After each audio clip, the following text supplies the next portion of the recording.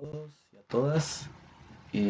Voy a dar otra pequeña explicación para ampliar o para, por si había quedado alguna duda en cuanto a lo que eran los conceptos de REST API, que también se le puede decir RESTful API, donde manejamos principalmente cuatro métodos que son delete, post, put y get, que no sean los únicos, pero son los más utilizados en esta arquitectura. Para empezar, decir que es este REST, o como sus siglas lo indican, Representational State Transfer, o Transfer, que sería transferencia de estado representacional. Es un estilo arquitectónico para sistema de hipermedia distribuida. Al decir hipermedia nos referimos a, bueno, ya conocemos lo que son multimedias. La multimedia contiene o integra diferentes medios que pueden ser texto, imágenes estáticas, imágenes en movimiento, audio, video. Okay. El término hipermedia se refiere a la combinación del hipertexto, también un término utilizado en lo que es el ambiente web, el hipertexto y multimedia. Entonces, la unión del hipertexto con la multimedia que mencionamos anteriormente se le va a llamar hipermedia. Es un estilo arquitectónico, entonces, para sistema de hipermedia distribuida. ¿Okay? Eso es lo que vamos a conocer como el REST o Representational State Transfer. Okay. En esta arquitectura, diferentes tipos de clientes pueden hacer peticiones a una API RESTful. Esta a su vez puede hacer peticiones a diferentes servidores, ya sea servidores de contenido, de aplicaciones o de bases de datos, para luego retornar una respuesta o carga útil. Que esta carga útil en inglés, por si ven el término, se le dice payload. Se usa mucho el término payload, que significa carga útil. Esto va a ser ya sea los datos que el cliente envía, que tienen relevancia para llevar a cabo la función al servidor, o los datos que el servidor retorna al cliente una vez ejecutado el proceso que involucra toda la petición que hizo el cliente. ¿Okay? Este dato, luego de que se procese, se obtengan los resultados de diferentes tipos de servidores que pueden ser, como mencioné antes, contenido, base de datos, etcétera, son retornados al cliente. Okay, vamos a ver ahora algunos principios que nos van a servir de guía a la hora de construir una aplicación REST. El principio primero tiene que seguirse casi que estrictamente, al menos los 5 primeros, el cliente servidor. ¿Okay?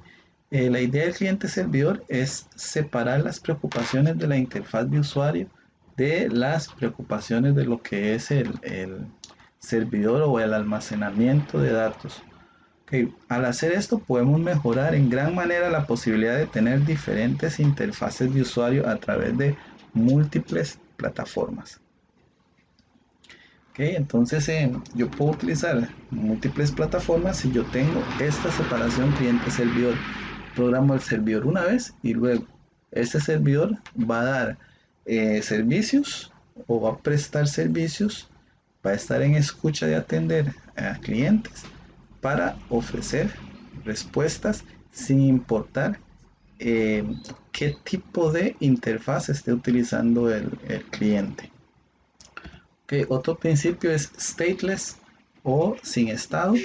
Okay, la web trabaja básicamente utilizando estados, devolviendo y retornando estados.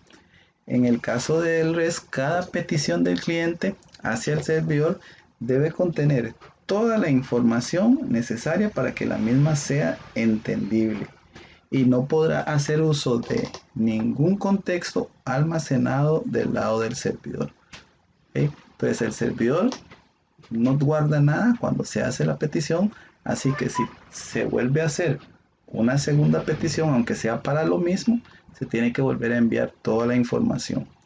Ok, por esta razón el estado, lo que es el estado de la sesión se almacena por completo del lado del cliente. El servidor no almacenará nada sobre lo que es las peticiones anteriores hechas por el cliente. Ok, tomando en cuenta esto, el servidor va a tratar cada petición del cliente como si fuera una petición totalmente nueva. Ok, sin sesiones, sin historiales del lado del servidor, nada. ¿Ok? A eso se refiere sin estado o stateless. Nunca va a haber nada almacenado en el servidor que me va a servir a mí para continuar con algo que tenía encadenado. ¿Ok? Para poder seguir con la cadena debo volver a enviar el estado en el que me encontraba. Vamos a poner un ejemplo. Yo inicio sesión. En lo que era la programación tradicional, la sesión se guardaba del lado del servidor. En esta arquitectura no ocurre así. Todo debe guardarse del lado del cliente, inclusive la información de sesión. O sea, no vamos a hablar de contraseñas ni nada por el estilo, pero al menos información que le haga saber al servidor que el cliente está autenticado y autorizado para usar el servicio que está pidiendo.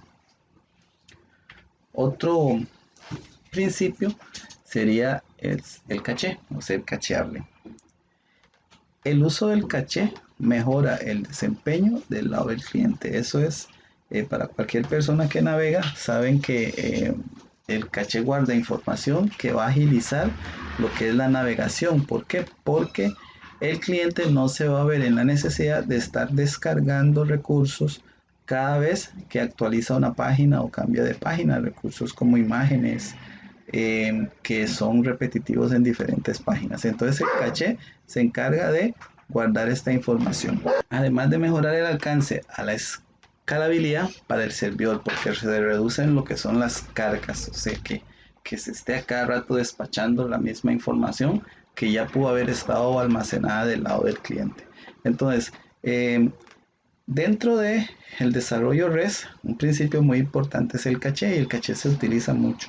Otro principio es lo que conocemos como el URI, el Uniform Interface. ¿Okay? Esa es la interfaz uniforme. Deben decidirse interfaces APIs para los recursos dentro del sistema. Esto lo vamos a ver más adelante.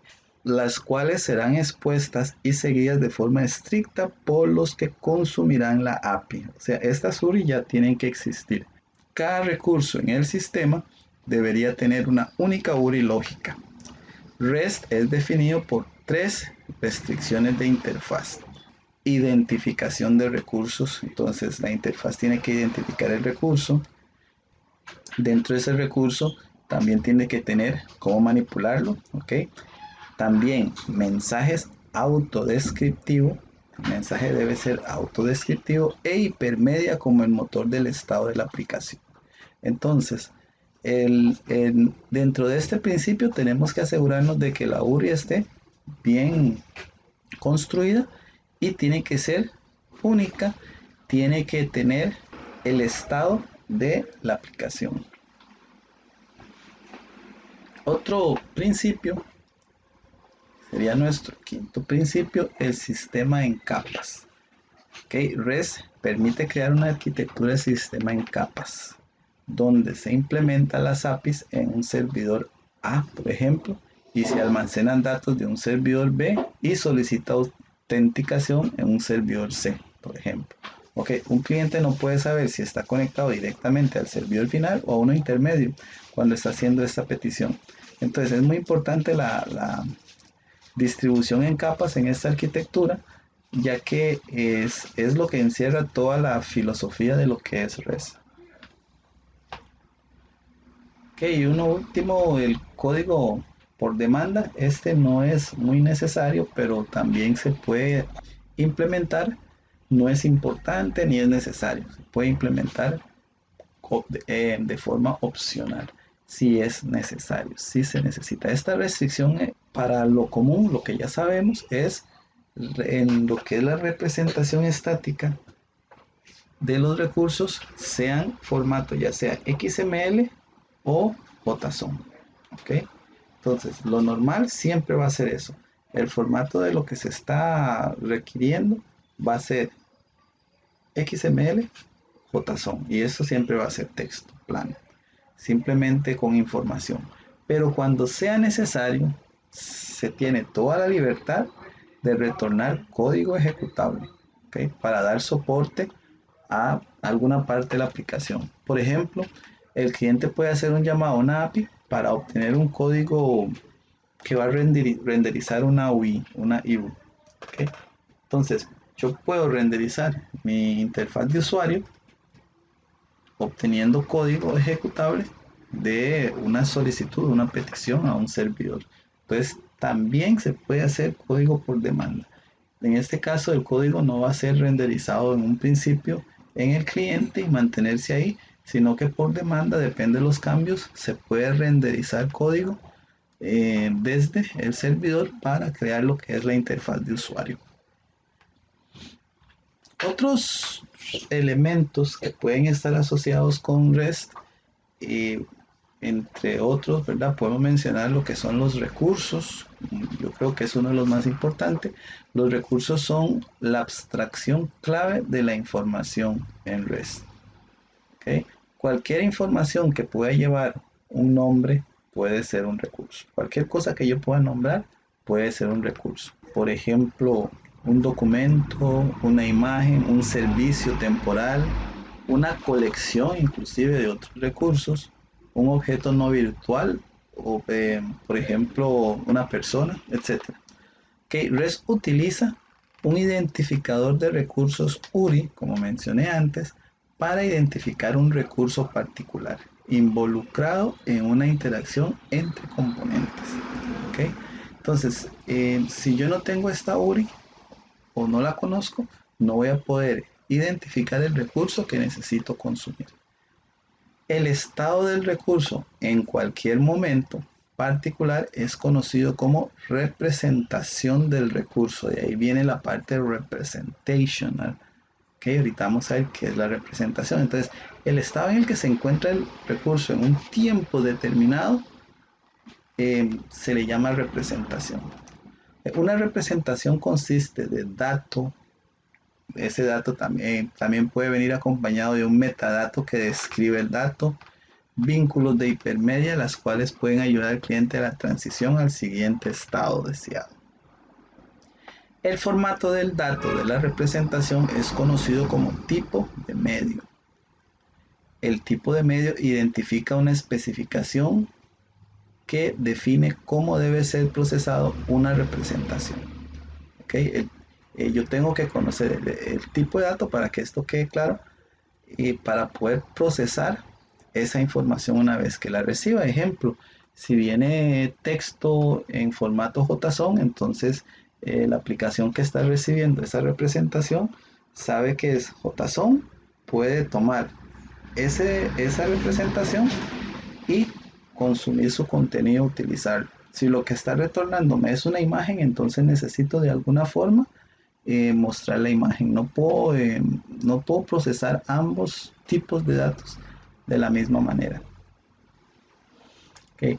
Un verdadero API RESTful se ve como hipertexto por lo general.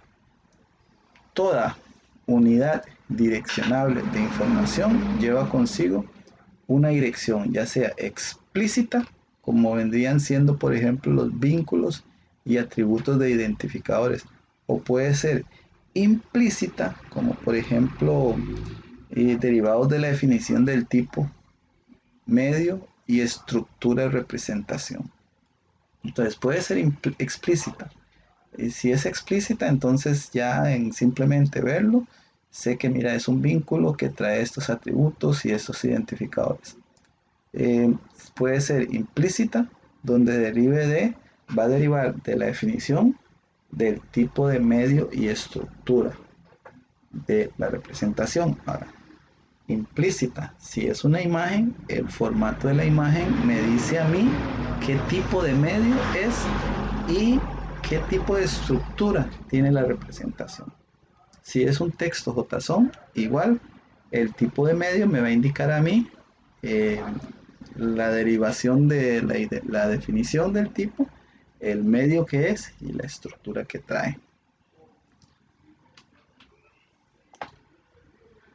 Métodos de recurso.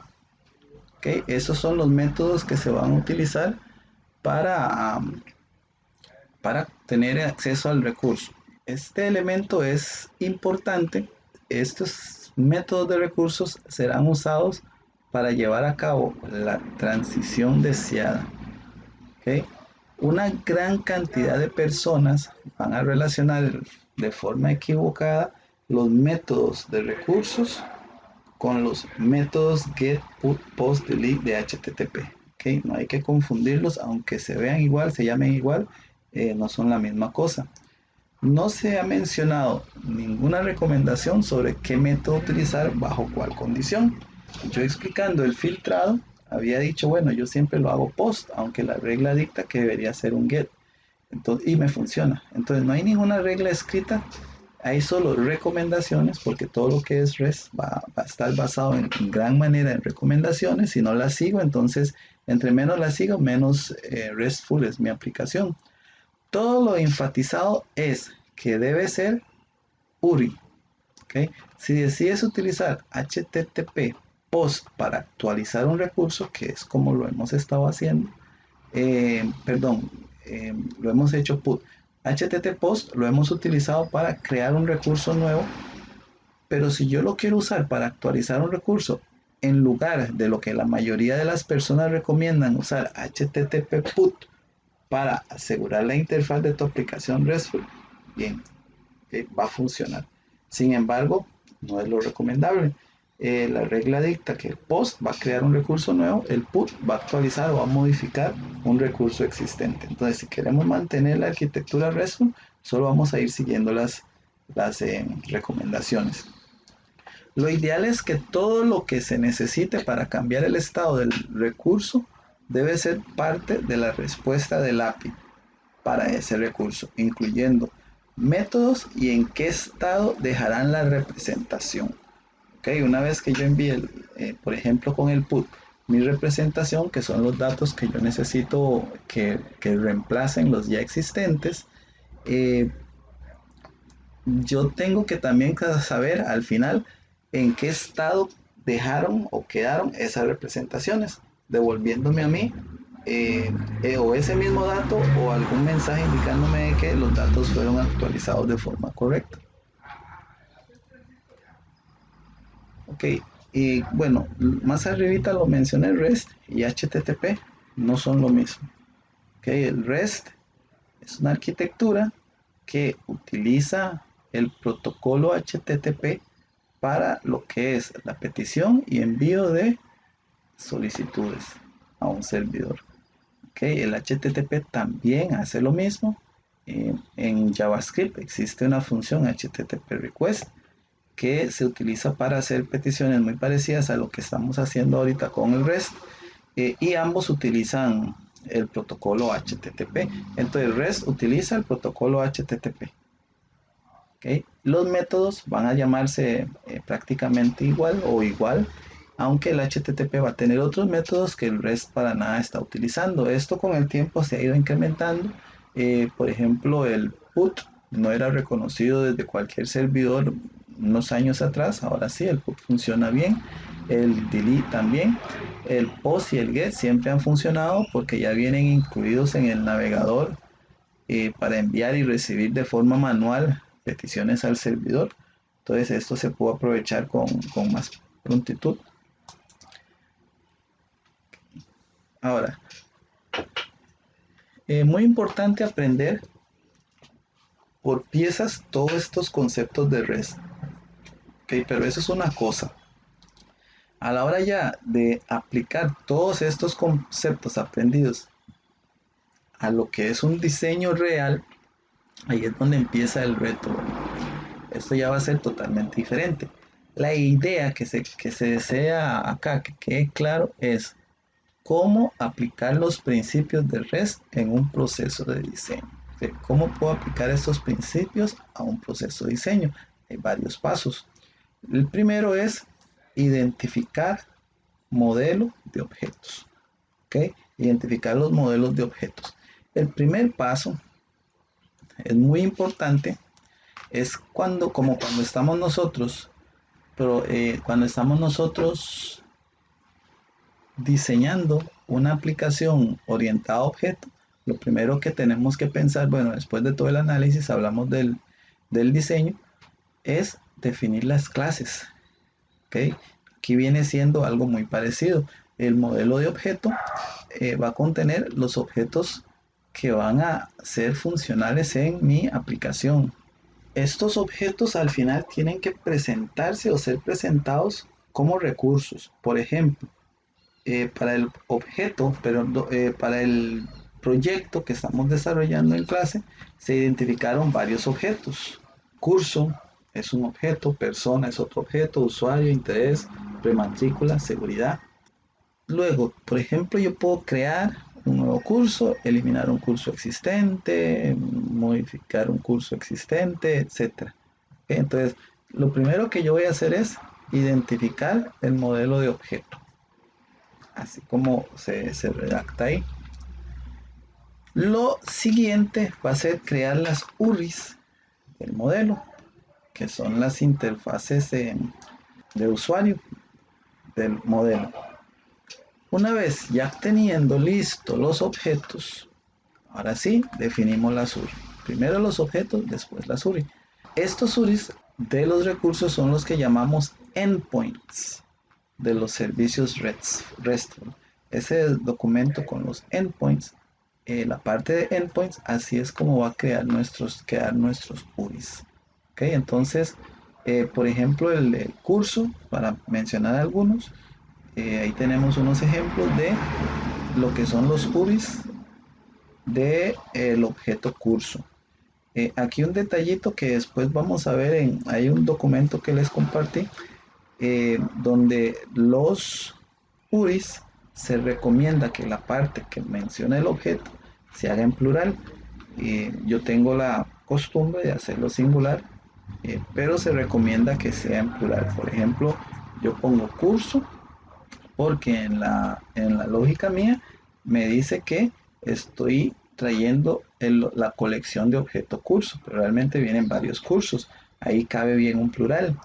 Pero ahora cuando yo quiero, por ejemplo, mostrar un curso y estoy enviando el código de ese curso, si yo pongo cursos código, no cabe en mi cabeza que sea plural. Sin embargo, la recomendación es en plural. Cursos filtro viene en plural, pero en resumen, las URIs son el segundo paso para crear una vez que tengamos listo lo que son los objetos. Entonces vamos a crear todas las URIs o los endpoints. El tercer paso va a ser determinar representaciones. ¿Ok? Determinar representaciones, ya sea el formato que vayamos a usar, el formato JSON.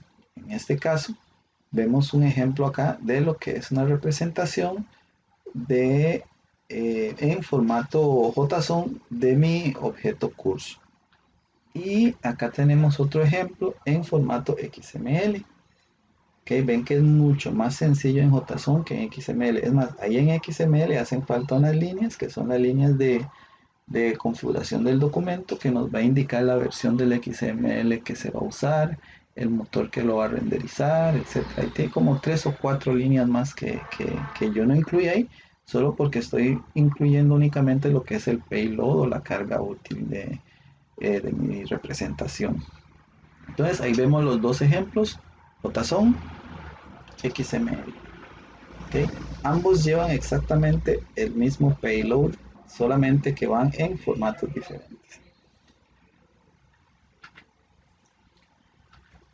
Ok, como siguiente paso, asignar métodos HTTP. Una vez tengamos listos los URIs de nuestros recursos y sus representaciones, ahora hay que asignar las posibles operaciones de nuestras aplicaciones y mapear estas operaciones a las URIs de los recursos. Por ejemplo, el curso de la aplicación, aquí puse como ejemplo el de curso. prematrícula puede tener operaciones de consultar, crear, editar y eliminar. Así que es ya aquí tiempo de mapearlos. En el primero get curso se supone que este método get está siendo utilizado con el URI curso, así como lo vemos ahí, para, como es get, obtener toda la colección de cursos que existen. Aquí vemos también el método get que está usando igual este URI acá con el objeto curso para traer un curso con el código que se está indicando acá. Ok, y ahí vemos los siguientes ejemplos. El de get para el filtro. Este es un poquito más complicado hacerlo con el get porque tendría que mandar acá en el parámetro, tendría que mandar concatenados de alguna forma todos las tuplas de valor, de campo y valor que quiero usar como filtro para obtener los datos. Luego el post, que va a crear uno nuevo, el delete para eliminar el código específico, el put para modificar el código específico.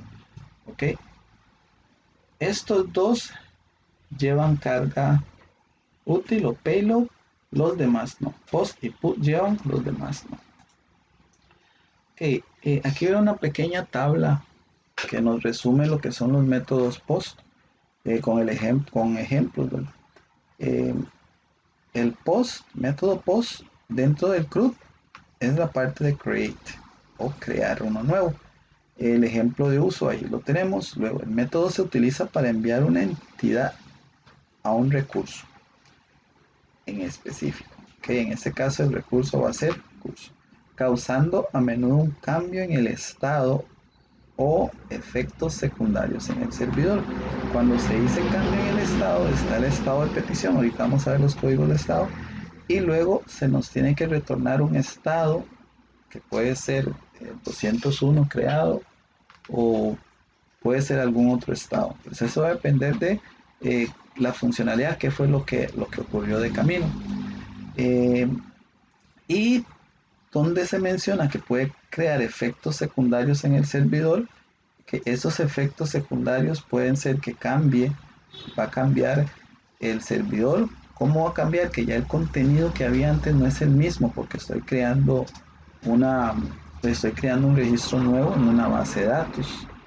¿Okay? Como pude haber echado a perder la base de datos si no tenía bien programado mi cliente, la petición. Okay, el siguiente, el get, se utiliza en el CRUD para lo que es la parte de read. Con el get, bueno, aquí no puse el filtro, pero va el de tener todos, uno o varios. Se faltaron el uno o el varios.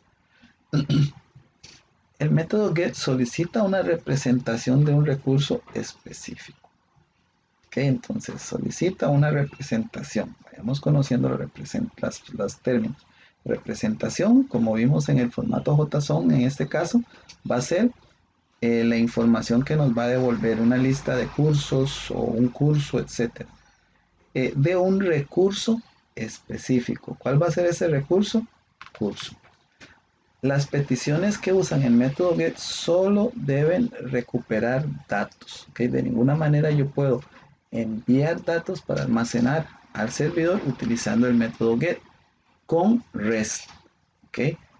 Con HTTP sí se puede hacer porque yo puedo mandar un formulario desde HTTP, que ustedes ya han programado PHP y han visto que se crea un formulario y el formulario envía datos y utiliza el método post, pero también el método get se puede utilizar y va a llegar los datos, solo que la diferencia entre los dos envíos es que si uso el método post, los datos se envían dentro del cuerpo del documento que se envía. Con el método get, los datos van en la URI del documento, que van expuestos, que es la única diferencia. Acá en REST no me permite enviar en get, al menos en la filosofía, porque yo puedo forzarlo y hacerlo, pero no es la idea. El put sirve el update del CRUD y nos sirve para hacer cambios en los recursos, en los datos. Vemos el ejemplo, tenemos que mandar un código junto con el recurso. El método put reemplaza todas las representaciones del recurso específico. ¿Okay? ¿Con qué lo va a reemplazar? Con la carga útil o el payload que lleva esa petición. Como dije antes, el post y el put llevan payload. ¿Okay? Entonces, el payload que va acompañado del put va a buscar el código que va como parámetro. Si lo encuentra, reemplaza toda la representación existente en la base de datos con ese payload. Luego, el método delete. Muy fácil. Delete borra un recurso específico. ¿Cuál recurso? El que va como parámetro como vemos acá, en el ejemplo. Okay, es la parte delete del CRUD. Ok, acá estados, los estados, aquí solamente menciono los más comunes, al final dejo un vínculo para que veamos los estados ya más completos, la lista de estados. Así, acá tenemos utilizando estados 200 y 400. Hay estados de 100, de 200, de 400, de 300, de 400, 500. Los de 100 son como 2 o 3 estados, no se usan de forma abierta.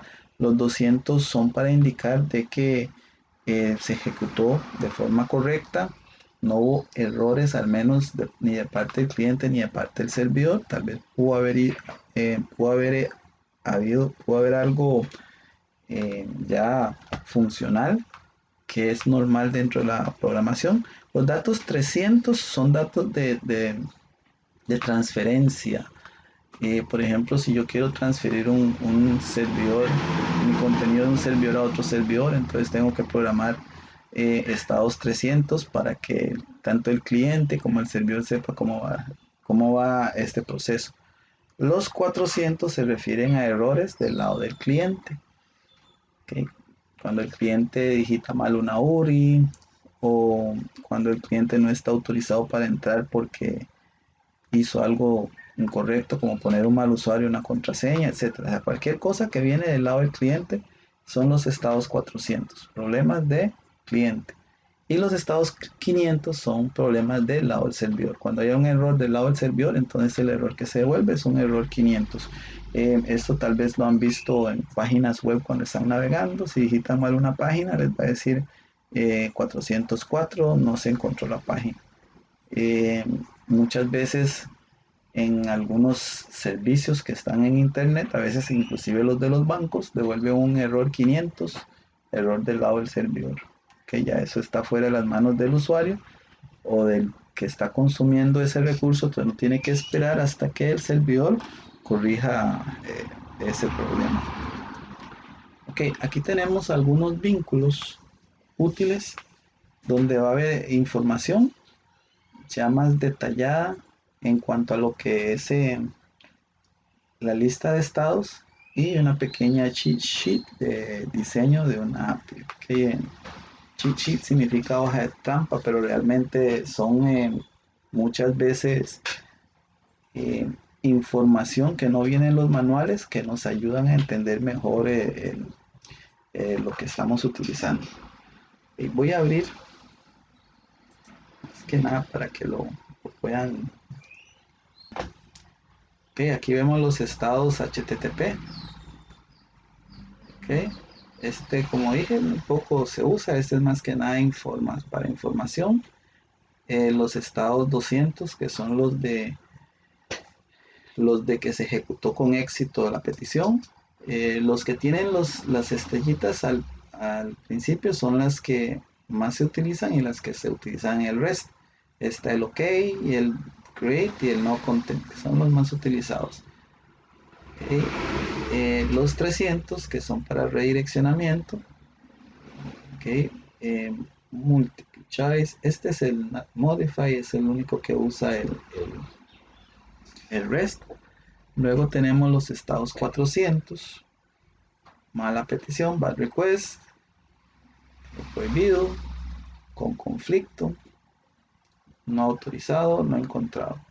Ok, entonces en REST, este que está acá es muy útil tenerlo implementado por si se está haciendo una petición donde el recurso es válido.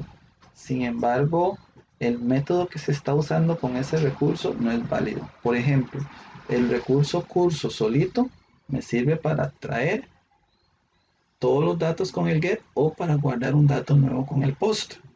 Pero ¿qué pasa si yo le pongo delete y el recurso solito, solo el slash nada más? Entonces ahí sería una mala petición, un bad request.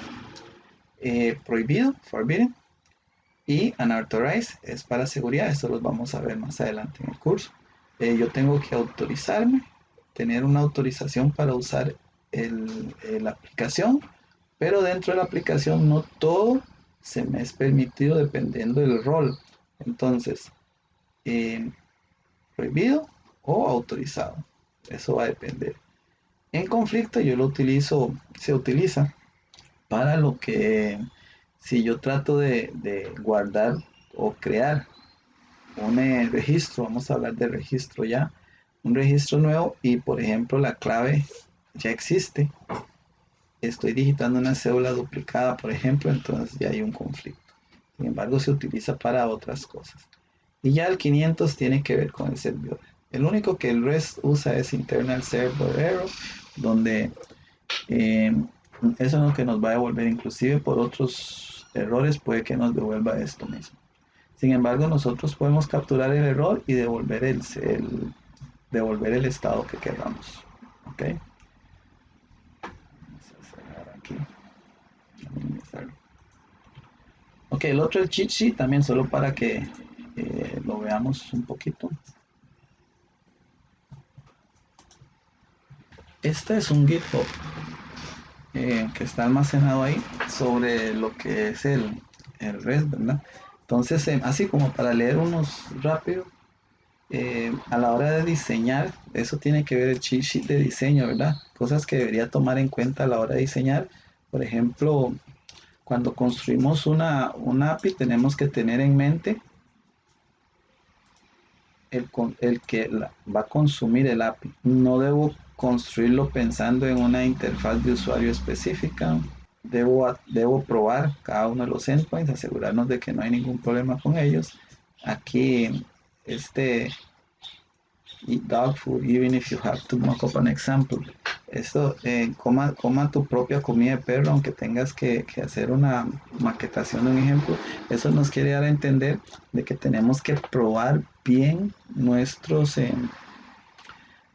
URIs que hacemos, aunque nos toque crear una pequeña aplicación. En este caso puede ser una aplicación sencilla, no tiene que ser muy elaborada, para una UI para consumir nuestros recursos, para ver si realmente funcionan, porque puede que inclusive los pruebo con Insomnia y Insomnia me devuelve todo bien y resulta que ya cuando trato de aplicar eso en una interfaz de usuario me tira algún detallito que no tenía presente. Entonces siempre tenemos que probar primero nuestros recursos antes de decir que ya están funcionando. Utilizar metáforas en las colecciones. Ok, y vamos a ver. Hay que usar sujetos en los nombres, nunca usar verbos de los recursos, en los nombres de los recursos. Ok, un ejemplo. Voy a tirar un toquecito atrás.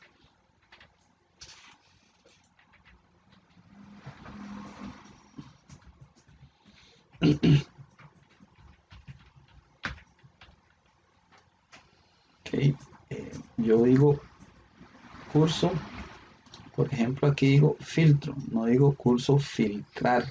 Entonces no debo usar verbos ahí.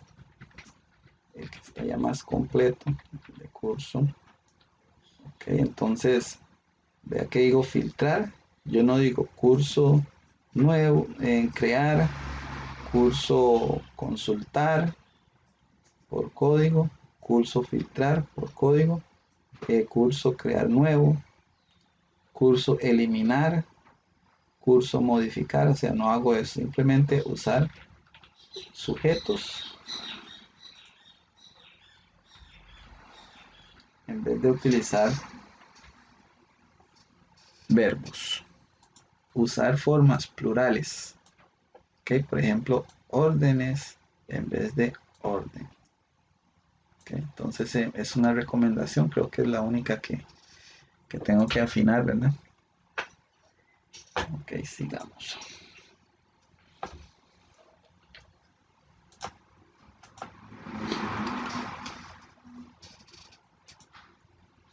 Ok, en resumen,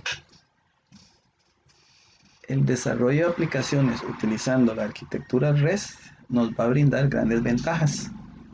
Entre las más importantes están el fácil despliegue de nuestra aplicación por diferentes tipos de clientes, en donde estos clientes pueden ser aplicaciones móviles, aplicaciones web, aplicaciones empotradas inclusive en hardware físico, otras aplicaciones de servidores. Entonces, vamos a tratar de asegurar que toda la aplicación REST sea hecha de tal forma que esta distribución o este despliegue sea lo más eficiente posible. Entonces, no debería haber restricciones por tipo de interfaz de usuario o especialidades por tipo de interfaz de usuario, como dice una de las recomendaciones, crear la aplicación no basándonos en ninguna interfaz de usuario.